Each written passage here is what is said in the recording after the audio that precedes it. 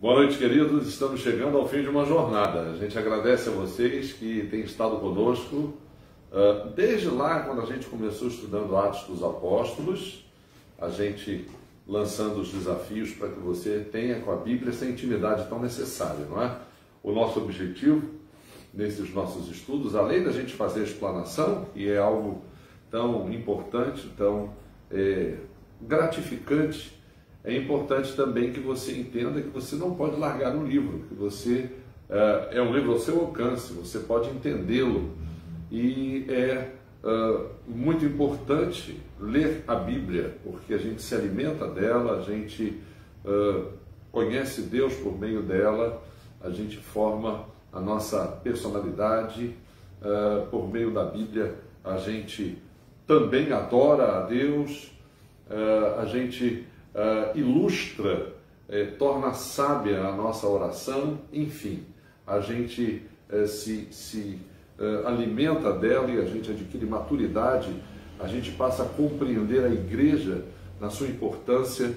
Então a Bíblia é o nosso fundamento, nós somos o livro da Bíblia. Quem crê, ele incorpora a fé da Bíblia. Então é muito importante você continuar, você ter adquirido gosto e continuar com os estudos da Palavra de Deus. Nós vamos orar nesse momento, sempre lembrando que a gente de vez em quando encontra na internet razões por que pedir a Deus consolo, né? Nós estivemos agora vendo, nós viemos aqui, eu vim no Acre pela primeira vez em agosto de 1993. E eu vim num carro de um pastor, amigo, naquele tempo ele era um seminarista, agora ele já é um pastor ordenado. E a gente soube agora pela internet que a cunhada desse pastor faleceu. Então a gente vai orar pela família, a esposa dele, irmã dessa que faleceu, Neide. A gente vai estar orando por ela. A gente também vai orar pelo Guilherme. Alô, Guilherme, se você puder estar aí com a internet assistindo a gente, né? A gente agradece por sua vida. Ele viajou, membro da nossa igreja, vai começar um curso de medicina em Minas Gerais. Então, está a caminho de Minas Gerais, aguardando a conexão em São Paulo. Deus abençoe sua vida, a vida de sua família.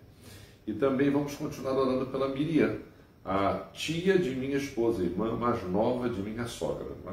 Entre outros pedidos, a gente também vai continuar orando por ela. Vamos orar então? A minha filha está bem aqui perto, tá? Do lado de lá da câmera. Eu vou pedir para ela orar nesse momento, mencionando esses pedidos e outros que ocorrerem, agradecendo a Deus essa jornada. Hoje é o nosso último estudo, a gente não vai continuar semana que vem, vamos dar uma parada, porque nós pretendemos marcar com a nossa igreja em casa esses estudos, mas oportunamente a gente retorna, viu? Vamos orar. Pai, eu quero te agradecer por este momento mais uma vez, Senhor, por estarmos aqui mais uma noite, podendo meditar na Tua Palavra e aprender mais de Ti, Senhor. Que privilégio é nós podermos ter acesso à Tua Palavra. Eu te agradeço por ter se revelado a nós, Senhor. E agora eu quero te pedir por essas pessoas que foram mencionadas, Pai.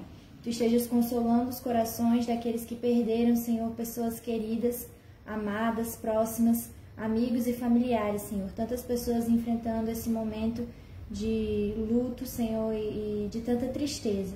Eu te peço, Pai, que esteja abençoando, que esteja consolando, que essas pessoas possam se sentir amparadas por Ti, pelo Teu amor e também pelas pessoas ao redor, Senhor.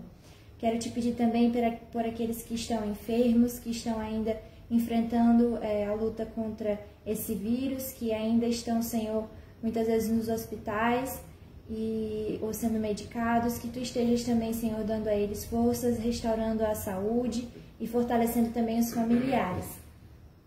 Quero te pedir também, Senhor, pela viagem do Guilherme, que Tu estejas abençoando, que ele chegue em segurança e que lá ele também possa continuar, Senhor, estudando e continuar trilhando esse caminho, Senhor, dentro da Tua vontade. Que ele possa se sair bem nos estudos, que ele se sinta amparado lá também, que não sinta tanta saudade de casa e que ele continue firme, Senhor, que encontre lá uma igreja também saudável, que possa continuar, Senhor, dando esse apoio, Pai, que ele possa continuar em comunhão. contigo e com os irmãos e irmãs.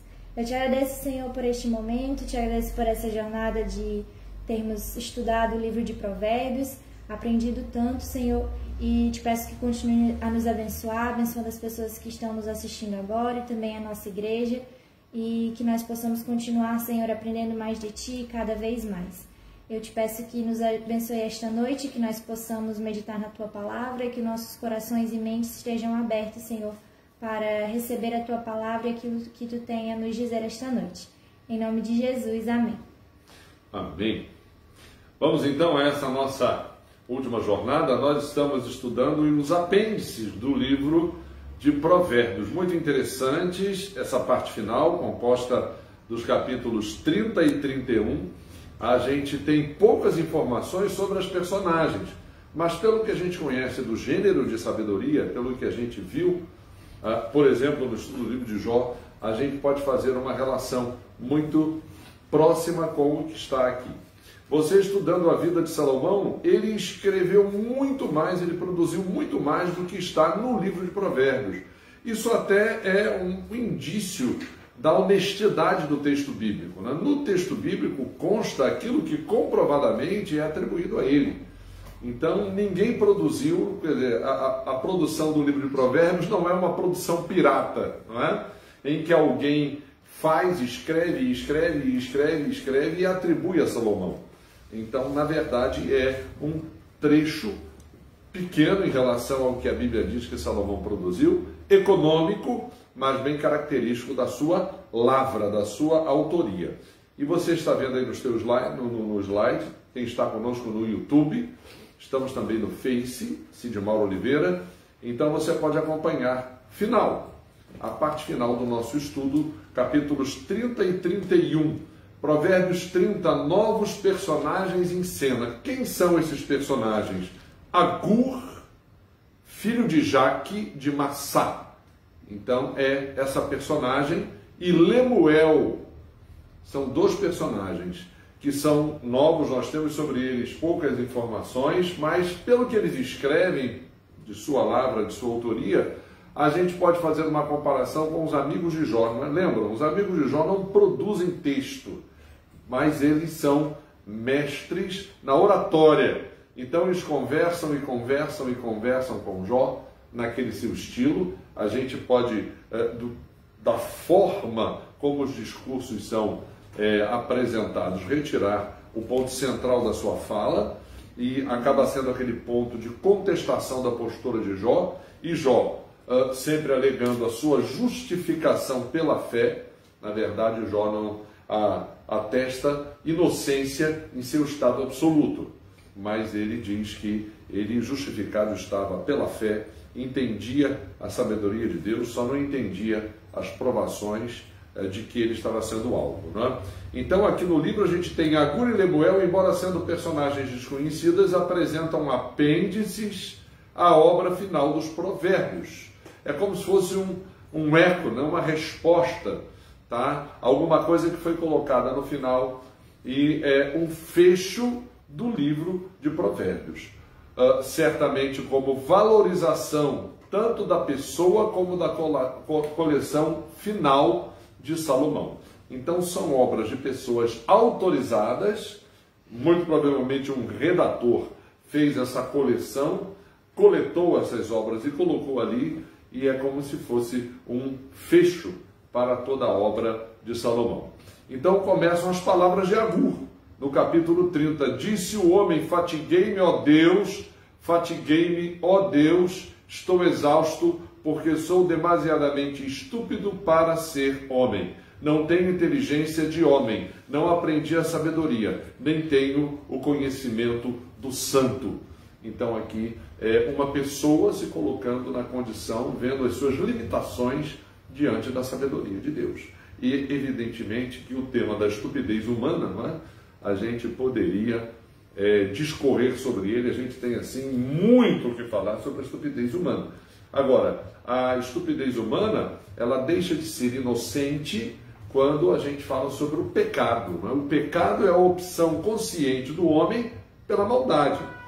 Às vezes não é nem estúpido, ele se vale de uma sabedoria para ser trapaceiro, para enganar, para ludibriar. Então, esse homem aqui está sendo sincero na sua postura diante de Deus. Ele reconhece que precisa de sabedoria. Ele diz assim: não aprendi a sabedoria, nem tenho o conhecimento do santo. Agente santo aqui é Deus. A gente aqui já falou diversas vezes no modo como Deus reparte a sua sabedoria conosco. Já dissemos a você, já lemos aqui, que os 2 capítulos iniciais da primeira carta de Paulo aos Coríntios são uma aula de Espírito Santo, né? Como o Espírito Santo, a terceira pessoa da Trindade, nos confere a sabedoria de Deus. Como é possível que a gente receba o Espírito pela fé e aprenda a ser sábio, aprenda a fazer, construa internamente a vontade de Deus na nossa vida, né? Lá Paulo fala a Tito que o Espírito Santo nos educa para que a gente faça uma troca, para que a gente deixe as paixões do mundo e viva no presente século sensata, justa e piedosamente. Então, sensatez, sabedoria de Deus, né? De maneira justa, justificados pela fé e fazendo a vontade de Deus. Piedosamente é na dependência de Deus para viver assim. O Espírito Santo é aquele que nos dá suporte para que a gente possa alcançar o que esse homem reclama para ele. O que esse homem reclama para ele? Eu sou demasiadamente estúpido para ser homem. Interessante essa introdução das palavras de Agur, não é? É como se ele dissesse: eu dependo da sabedoria de Deus. E é ela que vai me fazer o quê? Diante de Deus, santo. Não tenho o conhecimento do santo. Conhecimento que só existe em Deus, não é? Quem subiu ao céu e desceu? Quem encerrou os ventos nos seus punhos? Quem amarrou as águas na sua roupa? Quem estabeleceu todas as extremidades da terra? Qual é o seu nome? Qual é o nome de seu filho? Se é que o sabes. A gente lembra Jó, né? Essas palavras aqui é com Jó. Jó, Deus fez essa pergunta: Jó, onde é que você estava quando eu criei o mundo? Interessante a narrativa do Gênesis, né? A narrativa do Gênesis diz que Deus criou, mas quem escreveu foi uma criatura de Deus, foi um filho de Deus, um servo de Deus. A Bíblia diz que homens santos, quando escreveram a Bíblia, falaram da parte de Deus. Então, esse que escreveu sobre a criação, ele não estava lá para assistir, ele não filmou, ele não gravou. Com todos esses recursos tecnológicos que a gente tem, não dava para gravar, não é? O momento 0 ou o momento 1 da história do universo. Mas ele escreveu, ele testemunhou que foi Deus que criou. É uma linguagem poética aqui. Quem encerrou os ventos nos seus punhos, quem amarrou as águas na sua roupa, quem estabeleceu as extremidades da terra. Mas é uma resposta, uma pergunta cuja resposta é Deus, o Criador, não é? E é interessante essa primeira pergunta que Paulo faz na carta aos Romanos: quem subiu ao céu e desceu? Então, a pessoa que desceu do céu, retornou ao céu, vai retornar ao mundo, essa pessoa é Jesus. Então, Paulo, na carta aos Romanos, ele fala as perguntas da fé, as perguntas que instigam a fé, as perguntas cuja resposta é a fé. Porque há certas perguntas que as pessoas fazem em termos de provocação, não é? Uma vez eles provocaram Jesus dizendo: faz um milagre aí, Jesus. E Jesus falou: nenhum sinal. Milagre, na terminologia de Jesus, é um sinal. Sinal é um indicador da revelação de Deus, um indicador da personalidade, da identidade de Jesus para a fé. Paulo diz na carta aos Coríntios que Jesus é o objeto da nossa fé. E o autor de Hebreus diz que ele é o autor e consumador da nossa fé.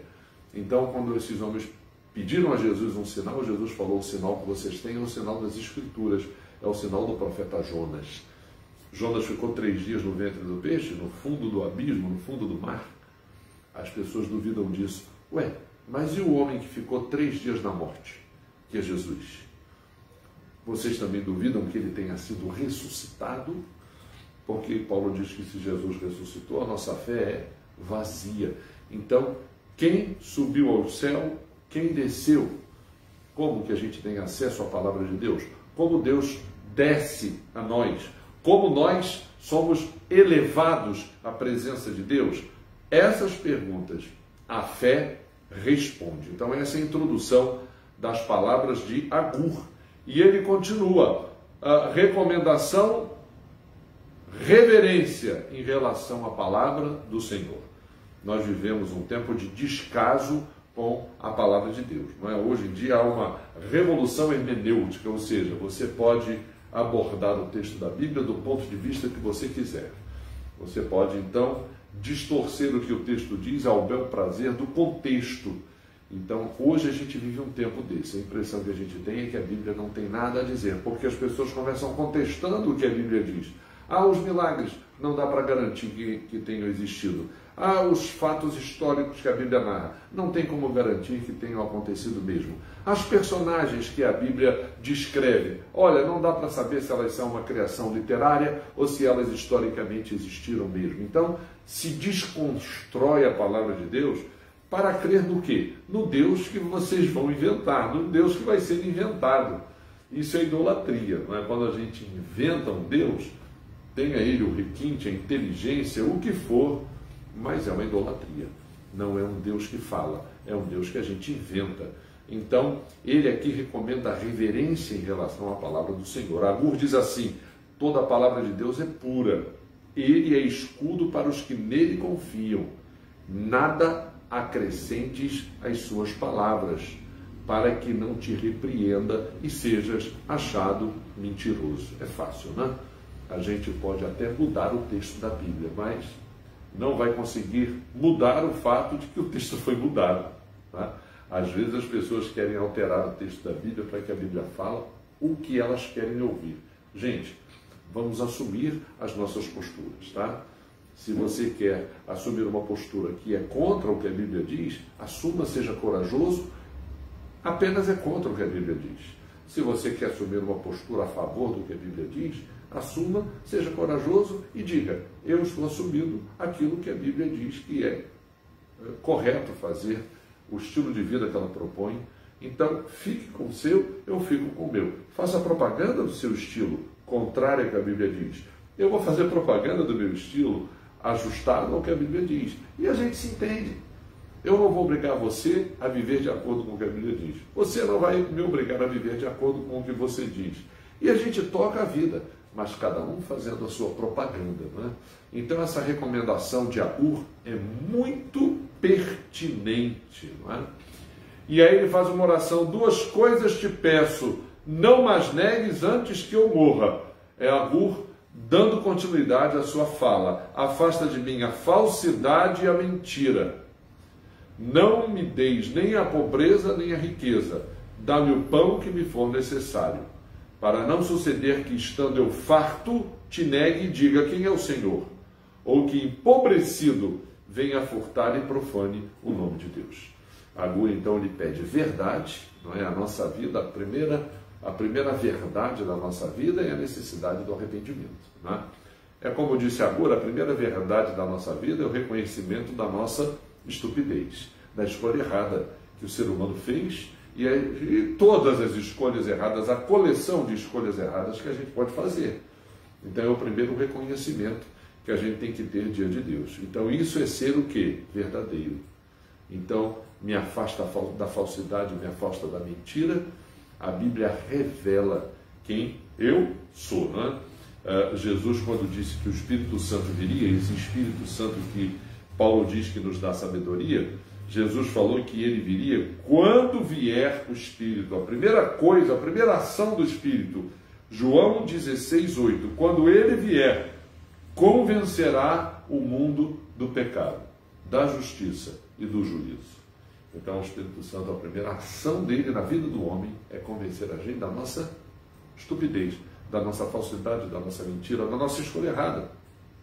Então ele nos convence do pecado, da justiça que vem pela fé em Deus, porque nós não somos condenados pela quantidade de pecados, nós somos condenados se não aceitarmos o perdão que vem por meio de Jesus, se não crermos em Jesus, não é? Aqui mesmo no seu Evangelho João diz isso: quem não crê, quem crê não é julgado e quem não crê será condenado. Mas não vai ter julgamento? Por quê que vai ser condenado? Porque não crê. Então nós necessitamos de reconhecer a justiça que vem pela fé. E do juízo. O juízo é que todos os seres humanos vão comparecer diante de Deus. O nosso padrão de vida, nosso padrão de certo e errado, nosso padrão moral. Por isso que Agur chama Deus de santo. A santidade de Deus é o padrão para a vida do ser humano. Independente de religião, de raça, de cor, como diz o Apocalipse, de toda tribo, língua, povo e nação. Entendeu? Então, ele diz, a outra coisa que ele diz aqui, é que ele dependa de Deus em tudo, até na questão financeira, né? Até na questão da alimentação. Não é? Paulo, ele diz que na vida dele, ele tinha um espinho na carne, né? Como se fosse uma farpa que ele nunca conseguiu tirar e que doía sempre, para que ele aprendesse a depender do Senhor. Então, essa fala de Agur é a mesma que Paulo diz que ouviu Deus dizer, né? A minha graça te basta. É uma outra maneira de dizer isso que Agur está dizendo aqui, né? Dá-me o suficiente. É como se ele dissesse, Senhor, eu quero ouvir de ti o que Paulo ouviu. A minha graça te basta, o meu poder se aperfeiçoa na tua fraqueza, na tua dependência de mim. Não é? Vamos lá? Solene recomendação no trato com o servo. A Bíblia é um livro que enaltece a condição de servo. Mas Jesus disse, o próprio Filho do Homem não veio para ser servido, mas para servir e dar a sua vida em resgate de muitos. Jesus Cristo deu a sua vida por todos. Jesus Cristo não deu a vida pelos religiosos. Jesus Cristo não deu a vida pelos cristãos. Jesus Cristo não deu a vida pelos crentes. Jesus Cristo deu a sua vida por toda a humanidade, de todas as épocas, de todos os tempos. Pedro diz lá na sua carta que o Cordeiro já tinha sido morto desde a eternidade. Então, no propósito de Deus, Jesus deu a vida por todos. Então, o serviço de Cristo é morrer pelo pecador. Ninguém tem mais noção, ideia, precisão da definição do que seja pecado e do enxergar na vida de cada pessoa o estrago, a dimensão negativa do pecado, senão Jesus. E o que ele faz? Morre, entrega a sua vida, derrama o seu sangue. Então, Jesus, o serviço que Jesus nos presta é dar a sua vida para nos salvar. Esse é o grito da sabedoria. Essa é a mensagem da igreja. Essa é a mensagem do Evangelho. Então, aqui é uma solene recomendação no trato com o servo. Não calunies o servo diante de seu senhor, para que aquele te não amaldiçoe e fiques culpado, né? Se a gente diz aqui que o servo Jesus, caluniar Jesus é o quê? Rejeitar Jesus. Rejeitar. Não calunie o servo diante do Senhor. No aspecto prático, né? Não pode haver uma denúncia vazia, né? Calúnia é uma denúncia vazia. É uma denúncia que não tem fundamento. É uma tentativa de denegrir, de ofender a imagem de alguém sem nenhum fundamento, não é? É um falso testemunho, não é? Ai, quer dizer, ai não, desculpe, é a do verbo haver, não é? O ai, roi, o ai é no livro de Jeremias. Quando a gente dá Jeremias, a gente vai falar dos roi, né? Ai daquele que. Aqui é que há daqueles que. Ele vai dar aqui uma série de tipos. Esse há daqueles, quer dizer, existe pessoas que, ou existem pessoas que, há daqueles que amaldiçoam a seu pai e que não bendizem a sua mãe. Há mesmo? Há. Infelizmente há. E não é só no fato de tratar bem ou tratar mal o pai, é de obedecer. É muito mais difícil, né? A obediência é muito mais difícil na vida humana. Então, alguém pode falar mal, bem do pai, bem da mãe, não amaldiçoar no sentido de ofender com palavras, mas as atitudes que tem contradizem a recomendação do pai, a educação da mãe. Então, isso seria como que amaldiçoar o pai, amaldiçoar a mãe, não é? Há também daqueles que são puros a seus próprios olhos, mas que não foram lavados da sua imundícia. A única pessoa que podia dizer e disse isso, quem me convence de pecado, foi Jesus, né? A única pessoa que nunca pecou. Fora Jesus, ninguém pode ser puro aos seus próprios olhos. A Bíblia diz que o nosso começo de vida com Deus é quando nós reconhecemos o pecado e, graças a Deus, entendemos que Deus nos lava do nosso pecado. Estávamos falando do Espírito Santo, né? Existe esse texto fantástico na carta de Paulo a Tito, o lavar regenerador e renovador do Espírito Santo. Então, o Espírito Santo é aquele que aplica a nós o que Jesus conquistou na cruz, quando disse para o Pai, está consumado. A obra de salvação foi consumada em Cristo, mas ela se aplica a nós quando o Espírito Santo, que também é Deus, vem aplicá-la, não é? Deus não nos salva à distância, Ele se faz homem.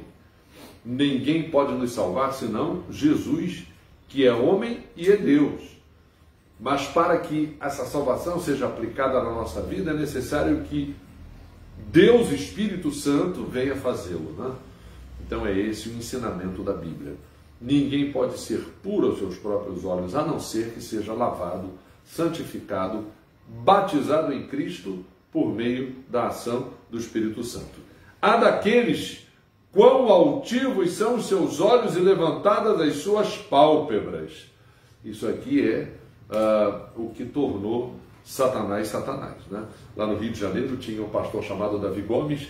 Naquele tempo a televisão estava apenas começando e ele tinha uma escola bíblica do ar. Era uma escola dominical ao vivo. E uma vez uma senhora ligou para ele e falou: pastor, se Deus é perfeito, se tudo que Deus fez é perfeito, como é que então existe Satanás? Diz que Satanás era um anjo perfeito, então foi Deus que criou Satanás?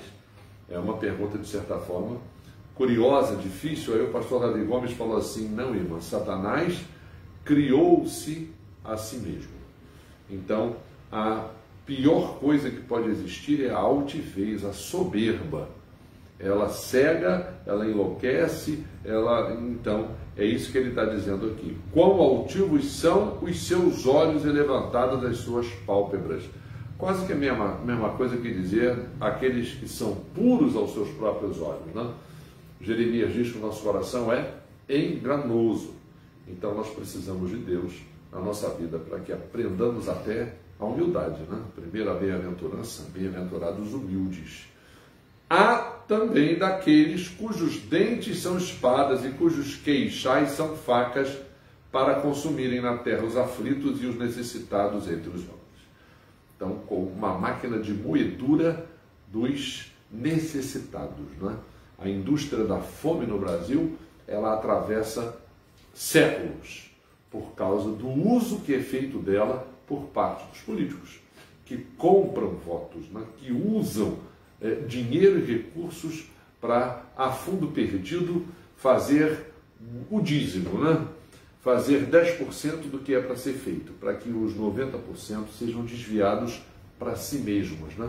Então, há daqueles, infelizmente, há daqueles, os dentes e os queixais, os dentes como espada e os queixais como facas, consomem na terra os aflitos e necessitados, se aproveitam dos necessitados para enriquecer.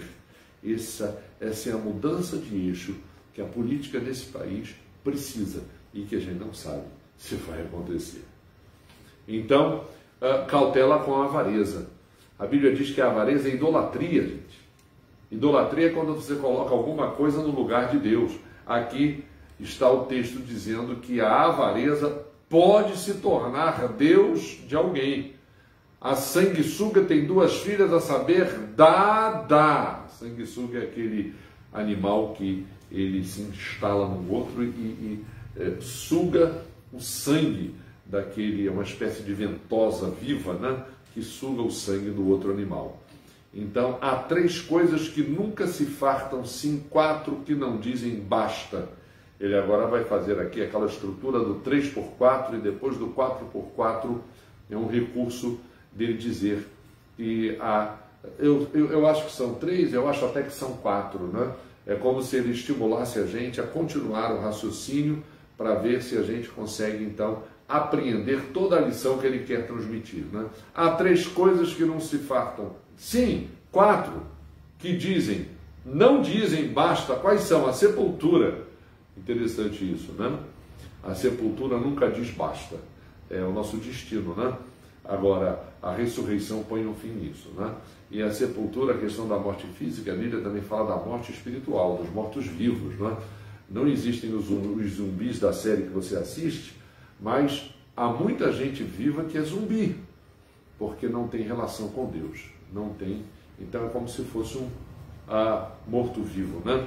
A madre estéril, quer dizer, nunca se permite, ou não é possível que seja fecundada, embora, assim como a sepultura, a Bíblia fala da ressurreição, que é o dia em que todas as sepulturas ficarão vazias. A madre estéril também pode dar à luz, como foi o caso de Sara, mãe de Isaac, o caso da mãe de Sansão, a Bíblia não menciona o nome, menciona o nome do marido, Manoá, não é? A mãe de João Batista, Isabel, deixou de ser estéril, né? Então, Deus pode mudar, alterar. A terra não se farta de água e o fogo nunca diz basta, né? Então, ele está chamando a atenção para essas coisas aqui que tem um apetite insaciável, mas que Deus pode, na sua soberania e no seu poder, alterar. Uma solene advertência: os olhos de quem zomba do pai ou de quem despreza a obediência à sua mãe, corvos no ribeiro os arrancarão e pelos pintãos da águia serão comidos. Os filhotes, né? Acho que pintãos, e aí para mim na internet, são os filhotes da águia, né? Vejam bem, ele aqui é como se ele dissesse que é o que acontece com quem despreza, quem zomba do pai e despreza a obediência da mãe. Ainda que literalmente isso não acontece, então moralmente é como se acontecesse, né?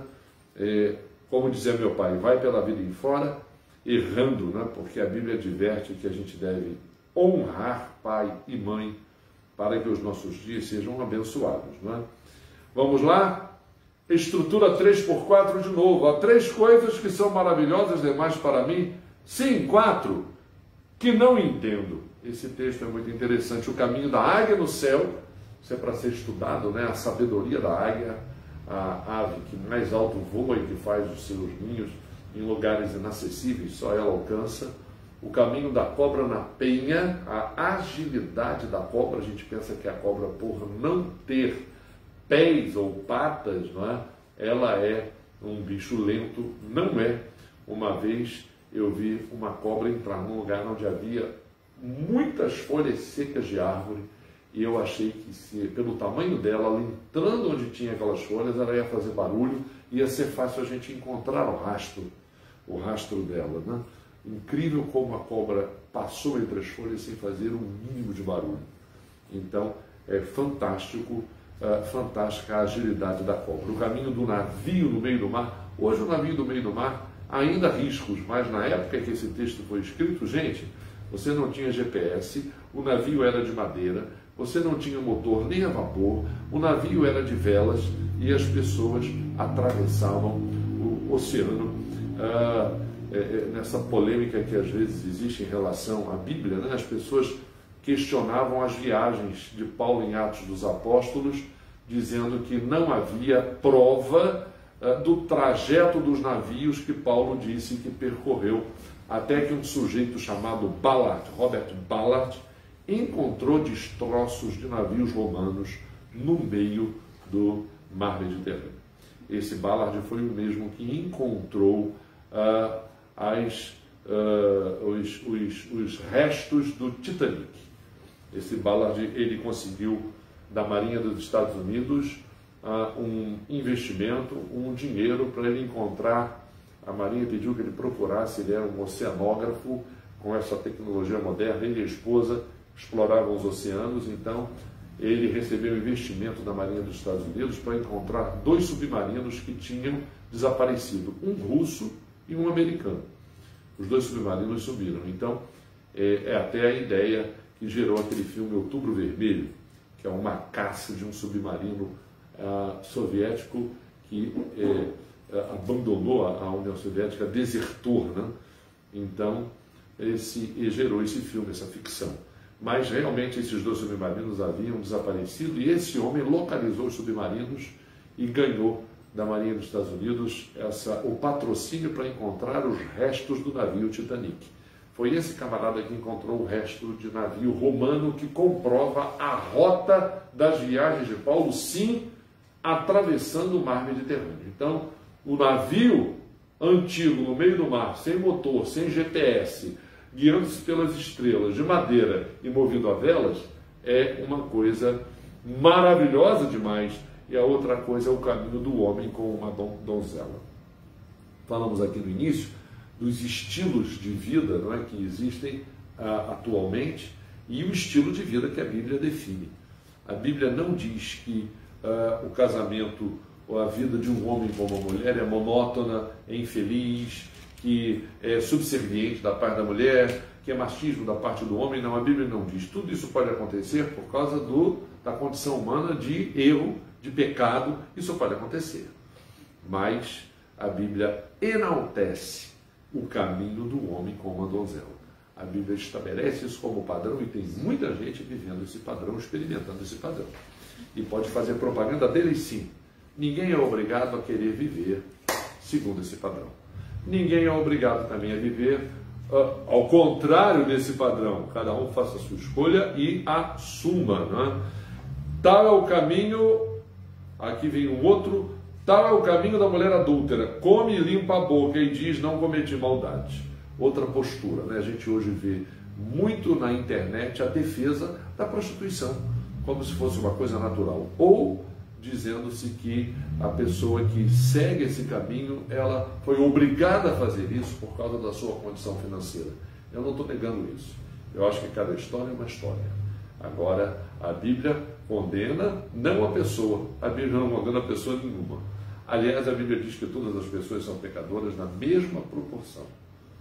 Entendeu? Então, a Bíblia não condena. Mas a prática, sim. Porque a Bíblia acha que há um desgaste nisso, e essa relação é uma relação, para a Bíblia, doentia, que não deve ser escolhida com, digamos, facilidade, simplicidade, naturalidade. A Bíblia diz isso. Agora, pode ser que a pessoa não queira seguir esse padrão, livre para escolher, mas não precisa dilapidar, não é? E combater esse modo da Bíblia se referir a essa conduta, não é? Estrutura 3x4 de novo. Sobre 3 coisas estremece a terra, assim sobre 4. A terra estremece sobre 3 coisas, quer dizer, sobre 4. Servo, quando se torna rei, ele diz aqui a pessoa que perde a sua humildade, não é? Ela perde a sua humildade. Às vezes a pessoa disfarça uma humildade que não tem. Tem aquela parábola que Jesus contou do homem que devia e o seu credor o chamou e ele, assustado, ele não tinha como pagar. O credor falou, fique calmo, fique calmo. Eu não vou querer cobrar a sua dívida mais. Eu sei que você não tem condição de pagar. Fique na sua casa, fique com a sua família, fique com o seu emprego e a sua dívida está perdoada. Aí aquele homem saiu na rua e encontrou um que devia a ele muito menos do que ele devia ao credor. E aí ele pegou o camarada pelo colarinho, obrigou, humilhou na frente de todo mundo, exigiu que pagasse e foi embora. Aquele credor soube disso. Aí mandou chamar de novo o homem que fingia que era humilde, não é? Como diz aqui o texto. O servo quando se torna rei. Então, na condição, na relação do credor com o homem, ele foi humilde. Na relação dele, no lugar, entre aspas, de rei, em que ele estava por cima, ele humilhou o outro. Então aquele camarada chamou, Jesus conta na parábola, e disse, olha, eu disse a você que a sua dívida estava paga, não está. Você continua me devendo. Você vai vir morar na minha fazenda, nas minhas terras, para trabalhar para mim de graça, pelo teto e pela comida. Você, sua família, sua esposa, todo mundo vai trabalhar para mim, pela roupa, quer dizer, pelo teto e pela comida. Porque você não vai ganhar salário, porque você tem uma dívida comigo. Tá? E você fez a mesma coisa para aquele sujeito, não fez? Então, esse provérbio, né? O primeiro dos 3 fala sobre, ele diz aqui, algo, 3 coisas sob as quais a terra estremece. 4, o servo que se torna rei, que larga de mão a humildade. O insensato quando anda farto de pão. Então aqui é um insensato que sobra para ele tempo para ser insensato, né? Ele não tem uma outra preocupação, então toda a sua insensatez ele vai derramar. Tomara que ninguém esteja à sua volta sendo influenciado por ele, não é? Quando o Salmo 1 diz, bem-aventurado o homem que não anda no caminho dos ímpios, não se detém no caminho dos pecadores, não se assenta na roda dos escarnecedores, é uma gangue de insensatos, e a Bíblia recomenda que eles não sejam ouvidos, né? Sobre a mulher desdenhada quando se casa, essa daqui casou, mas carreou para o casamento, né, tudo aquilo de ruim que acontecia na sua vida de solteira, né? As pessoas que casam, as pessoas que pretendem casar e pretendem ter uma relação duradoura, elas têm que se corrigir antes dos seus erros e dos seus defeitos. Casamento não é muleta emocional. E se as pessoas não se conhecerem direito, como são, como pessoas, com personalidade formada, e misturarem a sua personalidade com a personalidade de outra pessoa, olha, vai dar problema, né? Sob a serva quando se torna herdeira de sua senhora. Então são casos, 3, 4 casos em que houve um erro, né? Em que alguma coisa foi deixado para trás que não deveria ser deixada na transição que foi feita. Nesse caso aqui, era para que a serva se tornasse o quê? Humilde também, não é? Provavelmente a senhora aqui, o texto não diz, mas se foi uma senhora que era condescendente, né? Condescendência é quando você se coloca no nível daquela pessoa e convive com ela de maneira justa, né?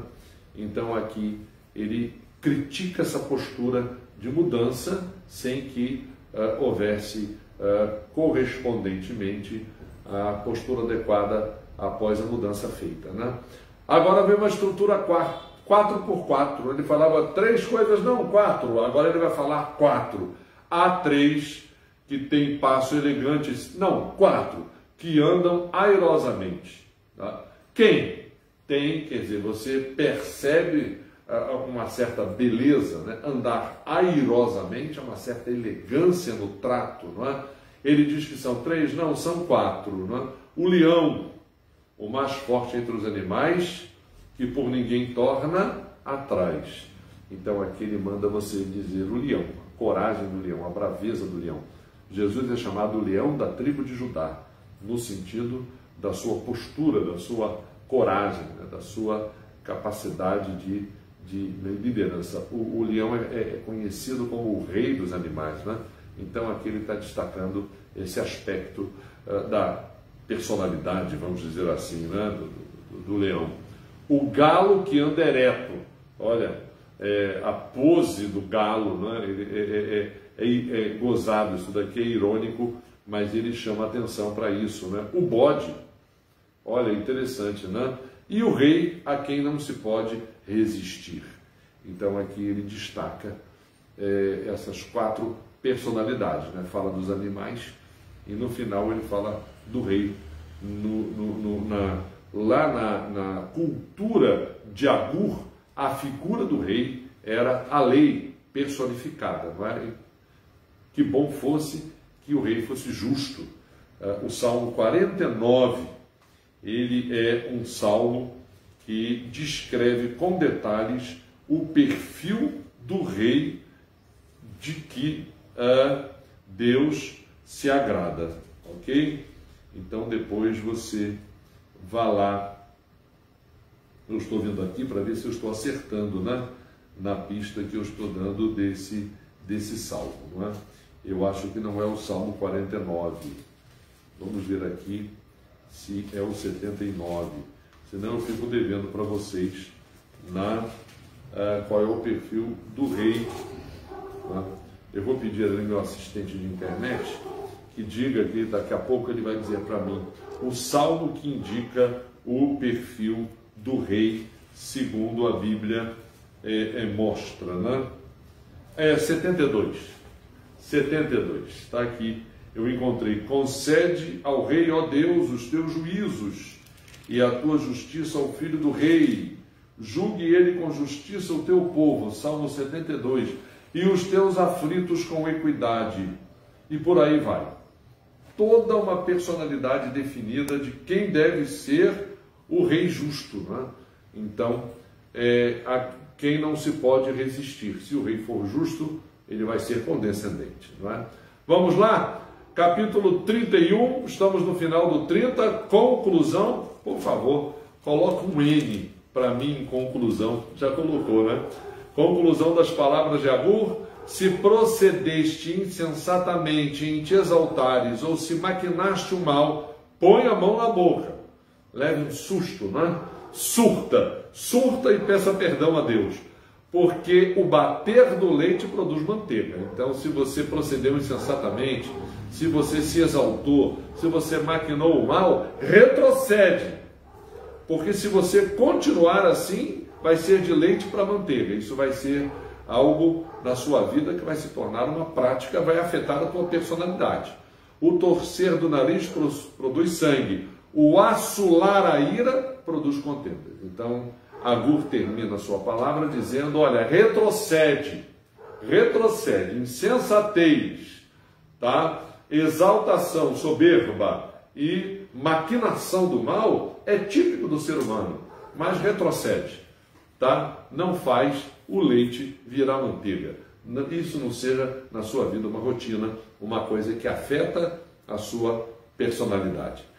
Também havia um tal rei Lemuel, muito provavelmente entre os reis com quem Salomão conviveu, não é? Como a rainha de Sabá, por exemplo, companheiro de Salomão, sem dúvida nenhuma, nos saraus de sabedoria da sua época, né?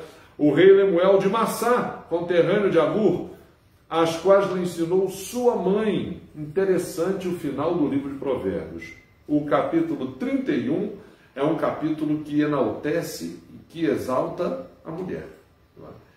As pessoas desinformadas com relação à Bíblia, elas destacam, claro que a Bíblia tem aspectos da cultura do povo daquele tempo. É mais um depoimento, é mais uma confirmação da autenticidade dela. Ninguém retocou a Bíblia tem sim aspectos da cultura do tempo que são daquele tempo, não é para você reproduzir ontem. Por exemplo, Paulo dizia, a mulher fica calada na igreja, aprenda em silêncio. Então, é uma coisa daquela cultura. Isso já passou, já terminou, não é?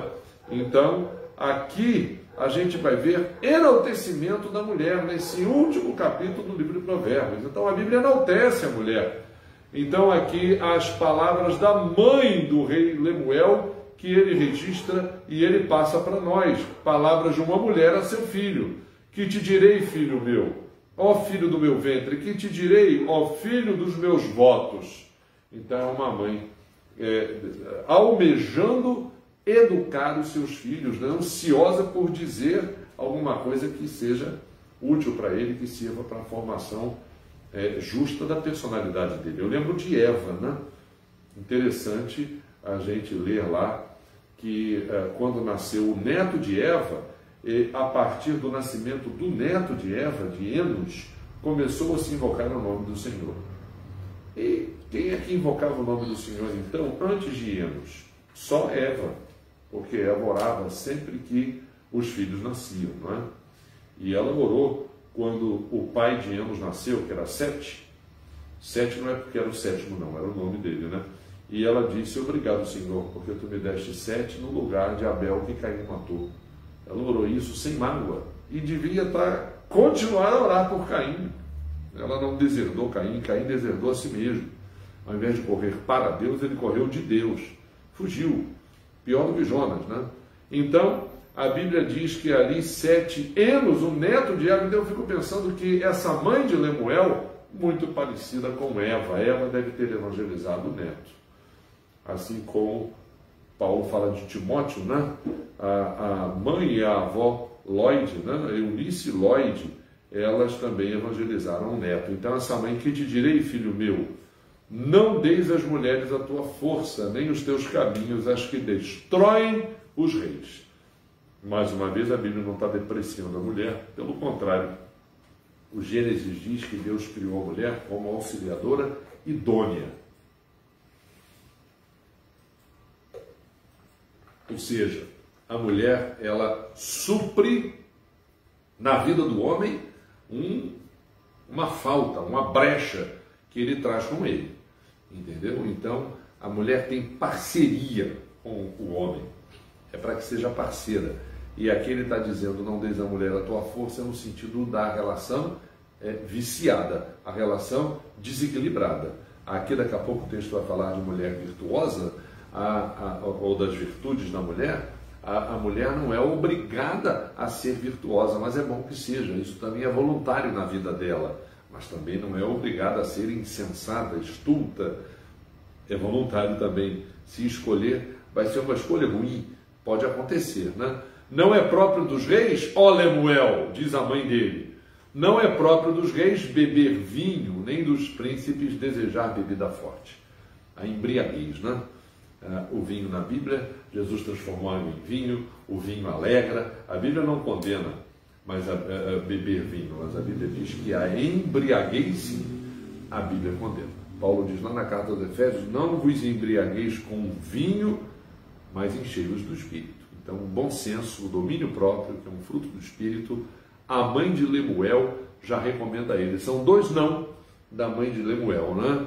Não deis às mulheres a tua força, não entre numa relação viciada com mulher nenhuma ou com as mulheres, e não é próprio dos reis embebedar-se. Seria mau exemplo, seria passar para as pessoas abaixo dele um exemplo negativo, uma distorção da própria personalidade. Para que não bebam e se esqueçam da lei e pervertam o direito de todos os aflitos. Lembra do Salmo 72 que eu li aqui? O que diz aqui? Concede ao rei, ó Deus, os teus juízos e a tua justiça ao filho do rei. Julgue ele com justiça o teu povo e os teus aflitos com equidade. É só o versículo 1 e 2 do Salmo 72 que eu recomendo a você ler. E ele está dizendo aqui: o rei não pode se esquecer da lei, não pode perverter o direito dos aflitos. Dai bebida forte aos que perecem e vinho aos amargurados de espírito, para que bebam e se esqueçam da sua pobreza, de suas fadigas não se lembrem mais. Uma fuga, né? É claro que o texto aqui não está mandando você embriagar cada vez mais as pessoas que têm essa visão aí desesperadora, né? Dar bebida aos que são amargurados de espírito, não é isso. A Bíblia está dizendo que é exatamente o contrário que deve se fazer, né? Está dizendo que costuma-se beber para esquecer, mas ele está dizendo isso no sentido de para que você também não faça, não é? Por que duas razões abrir a boca? Agora a mãe de Lemuel vai dar duas razões ao filho. Por quais razões? As razões por que abrir a boca. Abre a boca a favor do mudo, pelo direito de todos os que se acham desamparados. Seria bom se a nossa política fosse feita só de pessoas assim, que abrem a boca, mas não abrem a boca de maneira demagógica, não. Vivem para, não é, defender o direito de todos os que se acham carentes do direito. Que bom seria, não é? Eu acho que a Bíblia poderia ser um livro texto, não apenas hipocritamente citada, né? Mas um livro adotado como conduta, não é? Para os nossos políticos. Abre a boca, julga retamente e faz justiça aos pobres e aos necessitados. Então a recomendação da mãe de Lemuel, olha, é a mãe do rei, né? A recomendação da mãe do rei ao seu filho se encaixa com aquilo que está no Salmo 72. Olha esse versículo 7 do Salmo 72, aqui também referente ao rei: floresça em seus dias o justo, haja abundância de paz, até que cesse de haver lua. Olha, até que um dia cesse de haver lua, haja justiça, haja transbordamento, abundância de paz. Então, é interessante ler esse trecho de Provérbios 31 junto com o Salmo 72. São recomendações para a sabedoria do rei na sua conduta, no seu reinado. Não é? Vamos lá? Exaltação às virtudes da mulher. A legenda inicial: mulher virtuosa, quem a achará? O seu valor muito excede o de finas joias. O último texto do livro de Provérbios é uma exaltação à mulher. Aqui eu costumo dizer que esse texto não é que, poxa, mulher virtuosa, quem achará? Realmente é muito difícil achar uma mulher virtuosa. Não é isso que o texto está querendo dizer, né? Quem achará as virtudes da mulher? A mulher tem virtudes, pode até não ter, não é? E quem é o homem que vai observar isso, né? Ou quem é a mulher que vai observar virtudes na outra, ao invés de só colocar uma lente nos defeitos e sair por aí fazendo fofoca, né? Então, esse texto é um texto que enaltece a virtude e os valores dela, né? O valor dessa mulher excede o de finas joias. É enaltecimento para o marido. Mais uma vez, a Bíblia defende a relação equilibrada que existe entre um homem e uma mulher. Muita gente consegue colocar isso em prática, com todos os problemas, com todas as situações que a relação, o desgaste, as dificuldades, a rotina, todas essas coisas. Então tem gente muito bem sucedida nesse tipo de relação. Então esse tipo de relação não é para ser menosprezada, como muitas vezes a gente vê. Ninguém é obrigado, se não quiser, a ser monogâmico no seu casamento. Enfim, a sociedade hoje ela coloca uma porção de opções diferentes do que a Bíblia indica. Então, deixa a Bíblia indicar a dela, a gente faz propaganda da Bíblia, certo? Para quem quiser viver como a Bíblia. Quem não quiser viver como a Bíblia, assuma seu modo de ser. Agora vamos parar de atacar a tradição judaico-cristã. Olha, muita gente quer para si o lado positivo, porque lendo a Bíblia tem até coisas nessa tradição judaico-cristã que a própria Bíblia critica, a própria Bíblia desabona. A Bíblia não é um livro que passa uma luva de pelica, como a gente diz, né? Que venda aos olhos. Não. A Bíblia ela é um livro que mostra os aspectos positivos, mas também os aspectos negativos da conduta dos seus heróis. A única pessoa para quem a Bíblia não tem uma observação negativa é Jesus. A Bíblia, porque todo mundo ao redor de Jesus achava que ele não tinha uma conduta lá muito boa, não. Andava com quem não devia andar, ia dormir tarde, parece que não gostava de trabalhar, porque andava por aí dizendo que era alguma coisa meio doida, que era Messias, que era não sei o quê. Então, a pessoa de Jesus no seu tempo era bem depreciada pelos que estavam à volta. Mas quem é a pessoa de Jesus, na verdade? Para isso que existe a Bíblia, não é? Para você conhecer, para você saber. O coração do seu marido confia nela e não haverá falta de ganho. Ou seja, ele pode confiar, não vai sair perdendo por isso. Ela lhe faz bem e não faz mal todos os dias da sua vida. Obrigado, viu, querida? Então ela lhe faz bem e não faz mal todos os dias da sua vida. O acúmulo de virtudes dessa mulher, o texto diz: busca lã e linho e de bom grado trabalha com as mãos. Essa mulher ela se projeta para fora de casa, não é? Para conseguir ajudar no sustento. Esse texto de Provérbios, Salomão viveu entre 970, ele reinou, Salomão reinou de 971 a.C. a 931 a.C. Salomão reinou quase 1000 anos antes de Jesus nascer. E esse texto já enaltece, desenha um perfil que muitas mulheres modernas hoje não têm, não alcançam. Então a Bíblia não é um livro que deprecia a mulher. Leia a Bíblia direito, viu? Leia a Bíblia desarmado, desarmada, que você vai ver que a Bíblia não é um livro que deprecia a condição da mulher. É como um navio mercante de longe traz o seu tom. Qual é a mulher que hoje não ajuda o marido fora de casa, não divide com o marido as tarefas da ajuda de sustento à sua casa, né?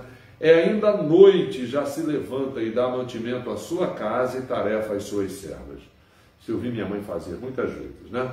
Acordar antes do sol, lá no bairro que a gente morava em Cascadura, para fazer o meu almoço, o nosso almoço, o almoço do meu pai, que levava uma marmita, né, lá para o seu trabalho, isso na década de 60. Eu via isso em Cascadura, no bairro onde eu morava, antes de me mudar aos 10 anos para o bairro onde até hoje minha mãe tem lá, existe o apartamento onde nós moramos, né? Então, levantar de noite, examina uma propriedade e adquire. Essa mulher aqui sabe fazer negócio, talvez até melhor do que o marido. Planta uma vinha com as rendas do seu trabalho, ela ganha o seu dinheiro e investe o seu dinheiro plantando uma vinha. Gente, vinha é talvez a pior coisa que você escolha para plantar, porque vinha, se você investir e não souber cuidar dela, vai perder o seu dinheiro. Ou plantazinha difícil de você cuidar para poder colher os frutos que você espera colher e não ter prejuízo no seu investimento, não é? Quais são os outros acúmulos de virtudes? Cinge os lombos, quer dizer, reveste-se, né? Não só se veste com roupas, né? Mas reveste-se de força, fortalece os braços, tira energia, não se sabe de onde. Ela percebe que o seu ganho é bom, avalia o que faz. Não é? A sua lâmpada não se apaga de noite, vai dormir tarde. É isso que o texto está dizendo, né? Estende as mãos ao fuso. Isso aqui é tecer, né? Naquele tempo a mulher fazia roupa, mãos que pegam na roca. Isso aqui era uma máquina de fazer roupa. Ainda tinha tempo, né? A minha mãe lá em casa tinha uma máquina de costura. Ela contava que ela virava meu pai era pastor e usava terno e não havia dinheiro fácil. Hoje em dia você compra roupa barata, mas naquele tempo a Ducal vendia as camisas, né? E eram muito caras. E minha mãe então virava o colarinho, quando ele ficava puído, ela virava o colarinho da roupa do meu pai. E ela diz que o que sobrava das camisas que envelheciam, a minha mãe, na sua máquina de costura, fazia shortzinhos para mim. Então eu vesti muito short que foi feito a partir das camisas do meu pai. Minha mãe dizia isso, né? Abra a mão ao aflito e ainda estende ao necessitado. Uma vez eu peguei um bloco de jornal e nós fomos vender, eu fui vender na vendinha. No bairro que eu morava no Rio de Janeiro tinha, a gente chamava de venda, né? Aqui chamava de mercantil, né? Estivas em geral, onde você comprava, né? Nessa vendinha, comprava no varejo, feijão, arroz, essas coisas, legumes, verduras, ovos. E essa vendinha vendia pão. A gente comprava o pão. Eu fui comprar, então, vender jornal, que naquele tempo não tinha a facilidade que tem hoje, né? Ainda estava se inventando. Meu pai chamava de matéria plástica, que era plástico, que hoje tudo é de plástico. Naquele tempo você precisava de jornal para embrulhar os ovos. Um embrulho estratégico, você botava dentro de um saco de papel, levava para casa os ovos embrulhados. Entendeu? Então esse homem precisava de jornal. Eu fui vender jornal, vendi jornal para a gente pegar o dinheiro para ir de ônibus para a igreja. A gente está aqui no Acre, né? Como daqui no Bujari, uns 30 quilômetros à frente. Nilópolis, no Rio de Janeiro, tinha uns 30 quilômetros. Pegava o ônibus e ia para a igreja lá, que era a igreja da minha mãe de infância. E naquele tempo ela era dessa igreja, não era ainda da igreja de Cascadura. Minha igreja de infância é com a minha esposa, né? Então a gente foi vender jornal. Quando eu cheguei em casa, tinha uma mulher pedindo dinheiro. Então minha mãe pegou a metade do dinheiro que eu tinha. Ela não tinha dinheiro, eu vendi jornal para a gente conseguir o dinheiro para ir para a igreja. Ela deu a metade para a mulher que estava aflita.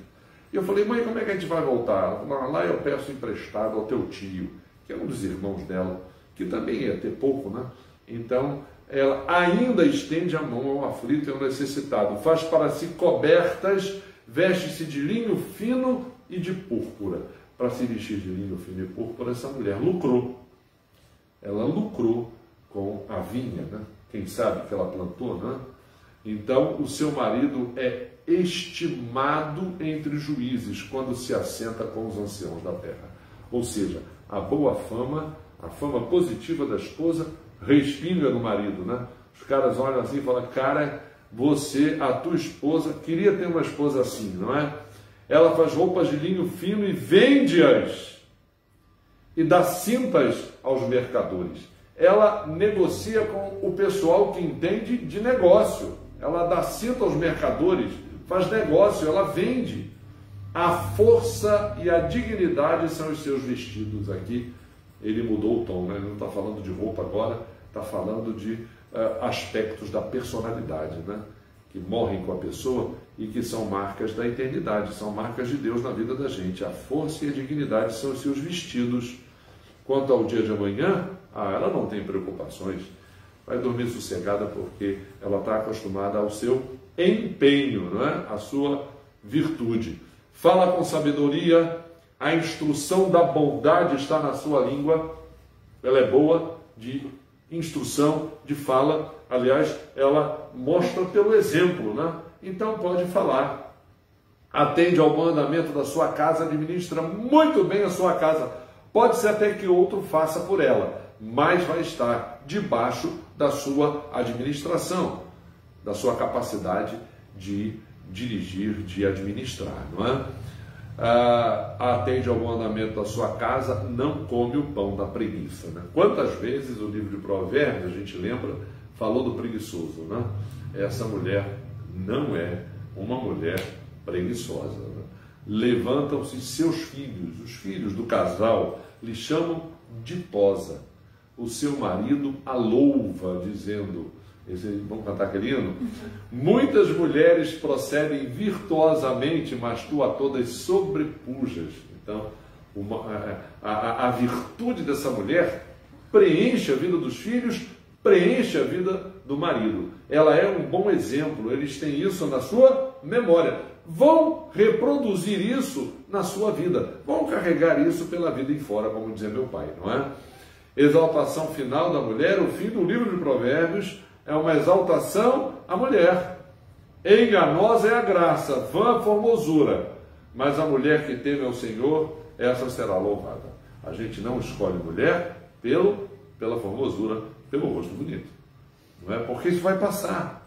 Agora, a beleza que tem por dentro, essa beleza dessas virtudes, desse acúmulo de virtudes, não é que é o mais importante. Dai-lhe do fruto das suas mãos, de público a louvarão as suas obras.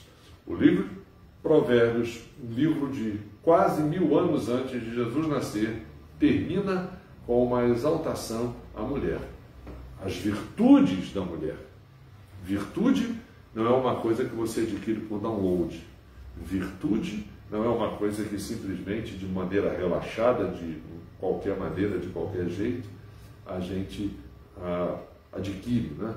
Mas é uma coisa resultado da formação de um caráter, não é?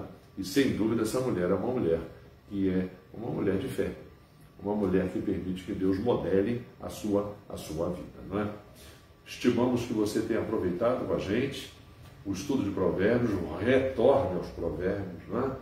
Vá aos Provérbios. O que nós dissemos? Que o livro de Provérbios, os Provérbios, eles carecem de o quê? Link, não é? Vamos usar essa expressão?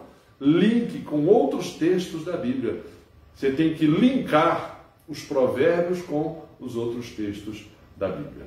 Então, a gente, com a leitura da Bíblia, tem que construir esse universo de contatos, né? Alguém já disse que o nosso cérebro, os nossos neurônios, permanentemente estabelecem o quê? Contatos, né? Contatos. São os contatos dos neurônios em si que formam essa rede de pensamento na nossa cabeça. Você precisa construir essa rede com a leitura em conjunto da Bíblia, para que você possa, então, poder ter sempre proveito e possa ter as virtudes, né? Que o livro de Provérbios quer formar em você quando chama atenção para a sabedoria de Deus, ou quando chama atenção para essa mulher que encerra o livro, né, com o seu modelo de vida. Ok? Vamos orar mais uma vez? Obrigado, Senhor, por essas jornadas de estudo da Bíblia. Ó Pai, como seria bom que as pessoas valorizassem, voltassem a valorizar, que as igrejas voltassem às escolas dominicais, as igrejas voltassem aos estudos bíblicos, que o púlpito fosse de novo o púlpito, a cátedra de cuidadoso, de profundo, meticuloso e meticulosa proclamação da Tua Palavra, que as casas, que a gente desligasse os aparelhos eletrônicos, a TV, e que o culto doméstico voltasse a ser uma rotina permanente, como é bom retornar a Bíblia ao seu tesouro. Isso possa acontecer na vida de todos que acompanharam essas nossas jornadas de estudo de Atos, de Apocalipse, de Jó, de Provérbios, enfim, e que a gente brevemente retorne para essa santa rotina. É o que nós pedimos, nós agradecemos em nome de Jesus. Amém. Amém. Obrigado a você. A gente se vê na net, né? A gente se vê por aí. Um grande abraço.